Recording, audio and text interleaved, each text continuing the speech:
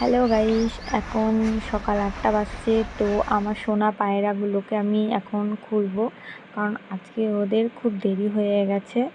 তো ওরা দেখতেই পাচ্ছ সব একদম ঘরের সামনে দাঁড়িয়ে আছে। তো ওদেরকে কাল আমি রাত্রে ওদের খাবার কিনে এনেছিলাম, তো খাবারগুলো এখনও কোটোতে রাখা হয়নি। তো খাবারগুলো কোটোতে রেখে দেবো। তা আমি ওদের খাবার এনেছি, গম, সর্ষে, তারপর দুধের চালও এনেছিলাম।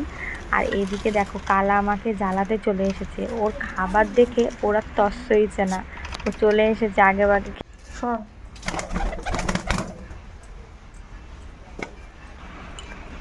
তো এখন আমি ছাদে যাচ্ছি, কারণ আগে নিচে খাওয়াতাম, কিন্তু আমাদের নতুন ছাদ হয়েছে।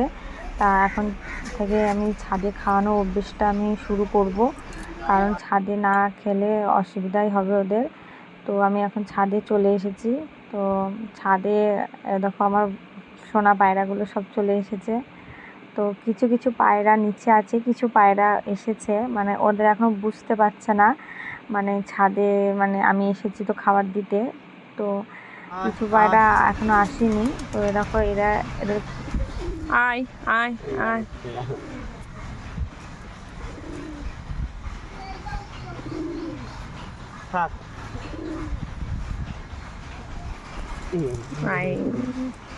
খা খা।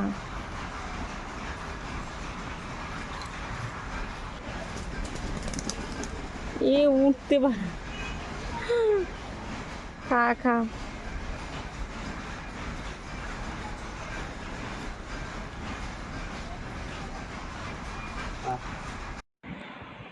তো চলো এখন আমি নিচে যাই। আর আমাদের সুন্দরী ডিম পেড়েছে, তো ওর বাচ্চা ফুটেছে। তো আমি পরের ভিডিওতে তোমাদের আমি সে বাচ্চাগুলো দেখাবো। তো এখনকার জন্য